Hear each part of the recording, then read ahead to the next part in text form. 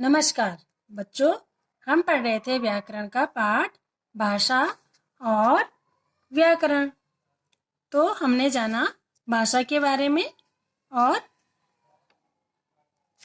कि भाषा कितने प्रकार की होती है। भाषा हमने जाना कि अपने मन के भाव और विचारों को हमें व्यक्त करने के लिए भाषा की आवश्यकता होती है और दूसरों के भावों को समझने के लिए भी हमें भाषा की आवश्यकता होती है।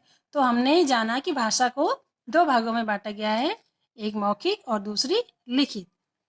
तो ये हम पढ़ चुके हैं बच्चों पिछले पाठ में, पिछले वीडियो में। तो आज मैं आपको करवाती हूँ इससे आगे का पाठ। भारत के संविधान की 8वीं अनुसूची में 22 भाषाओं को सम्मिलित किया गया है। तो जानते हैं ये कौन कौन सी भाषाएं हैं। ये भाषाएं हैं असमिया, ओडिया, उर्दू, कन्नड़, कश्मीरी, कोंकणी, गुजराती, डोगरी, तमिल, तेलुगु, नेपाली, पंजाबी, बांग्ला, बोडो, मलयालम, मणिपुरी, मराठी, मैथिली, संस्कृत, संथाली, सिंधी और हिंदी। इन सभी भाषाओं को संविधान की 22वीं अनुसूची में शामिल किया गया है। 14 सितंबर सन 1949 को संविधान में हिंदी को राजभाषा के रूप में स्वीकृति मिली, यानी उन्हें स्वीकार किया गया हिंदी को राजभाषा के रूप में। इसलिए हर साल भारत में 14 सितंबर हिंदी दिवस के रूप में मनाया जाता है। तो बच्चों, कब मनाया जाता है 14 सितंबर? 14 सितंबर किस रूप में मनाया जाता है? हिंदी दिवस के रूप में मनाया जाता है। तो सभी बच्चे याद रखेंगे। अब हमने पढ़ते हैं लिपि। लिपि बच्चों, जो कुछ हम बोलते हैं तो हमारे मुंह से कुछ ध्वनियां निकलती हैं। उन ध्वनियों को लिखने का जो तरीका होता है उसे हम लिपि कहते हैं। जानते हैं लिपि की परिभाषा? हर भाषा को लिखने का एक निश्चित तरीका होता है जिसे उस भाषा की लिपि कहते हैं। इसके लिए कुछ विशेष चिन्ह होते हैं, जैसे अंग्रेजी भाषा रोमन लिपि में और हिंदी भाषा देवनागरी लिपि में लिखी जाती है। उसी प्रकार से अन्य भाषाएं और उनकी लिपियां हैं। चलिए जानते हैं। उर्दू भाषा फारसी उसकी लिपि है, कन्नड़ की कन्नड़ लिपि है, पंजाबी भाषा की गुरमुखी, संस्कृत की देवनागरी, कोंकणी की देवनागरी और फ्रेंच की रोमन, जर्मन की रोमन, तमिल की तमिल, नेपाली भाषा की देवनागरी और मराठी की भी देवनागरी लिपि है।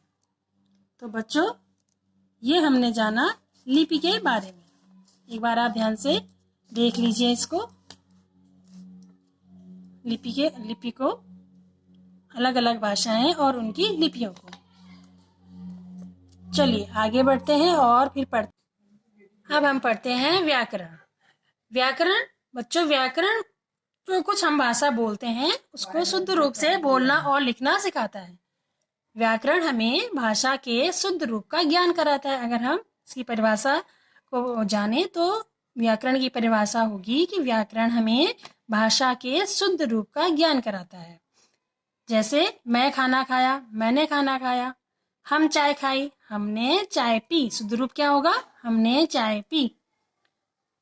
तुम खाना खाए, यह शुद्ध रूप है, इसका शुद्ध रूप होगा तुमने खाना खाया। भाई बहन खेल रही है, इसका शुद्ध रूप होगा भाई बहन खेल रहे हैं। बिल्ली ने दूध गिरा दी, इसका सही वाक्य बनेगा बिल्ली ने दूध गिरा दिया।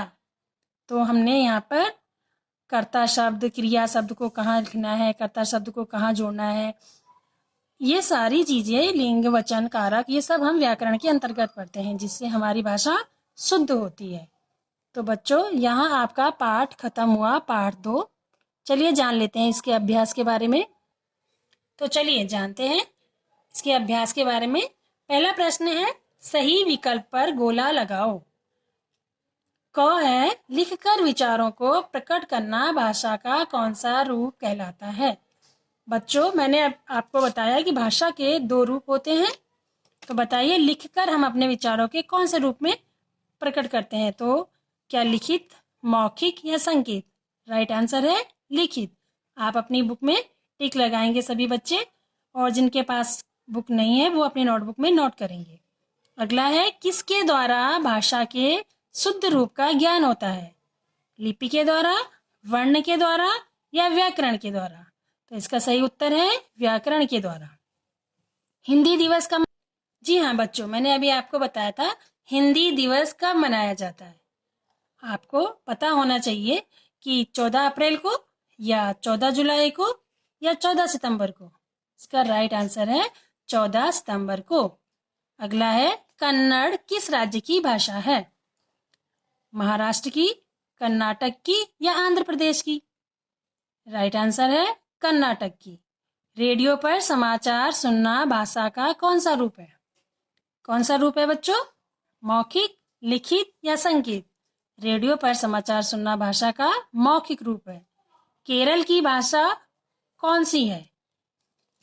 मैंने आपको अभी राज्यों की भाषाएं और उनकी लिपि बताई थी और भाषाएं भी बताई थी, तो बताइए केरल की भाषा कौन सी है? तेलुगु, तमिल या मलयालम? केरल की भाषा मलयालम है। अगला है, भारत के संविधान में कितनी भाषाओं को सम्मिलित किया गया है? 21, 22 या 23? 22 आपका सही उत्तर है, यानी कि भारत के संविधान में 22 भाषाओं को सम्मिलित किया गया है। प्रश्न नंबर 2 है, सही शब्द से रिक्त स्थान भरो। यहाँ पर ऊपर शब्द दिए हुए हैं, यहाँ से आपने शब्द चुन करके और रिक्त स्थान में भरने हैं। तो पहला है, क है, भाषण देना डैश भाषा है। कौन सी भाषा है भाषण देना? मौखिक भाषा है। ख है, विचारों के आदान प्रदान का माध्यम भाषा है। यहाँ पर आएगा भाषा है। हम अपनी बात डैश द्वारा भी व्यक्त करते हैं। किसके द्वारा? संकेतों के द्वारा। घ है, तमिलनाडु की भाषा डैश है। कौन सी भाषा है तमिलनाडु की? तमिल। अगला है, भारत में सबसे अधिक बोले जाने वाली भाषा डैश है। तो कौन सी भाषा है बच्चों जो सबसे अधिक बोली जाती है भारत में? हिंदी। जी हाँ, यही सही उत्तर है कि भारत में सबसे अधिक बोले जाने वाली भाषा हिंदी है। प्रश्न नंबर 3 है, भाषा के सामने उनकी लिपि लिखो। यहाँ पर भाषा लिखी हुई है और उनके सामने आपको उनकी लिपि लिखनी है। बच्चों, ये मैं आपको होमवर्क के लिए दे रही हूँ, क्योंकि मैंने आपको वीडियो में सारा समझा रखा है पाठ, तो आप खुद ही इसको भरेंगे। पढ़ देती हूँ मैं आपको कौन कौन सी भाषा की आपको लिपि लिखनी है।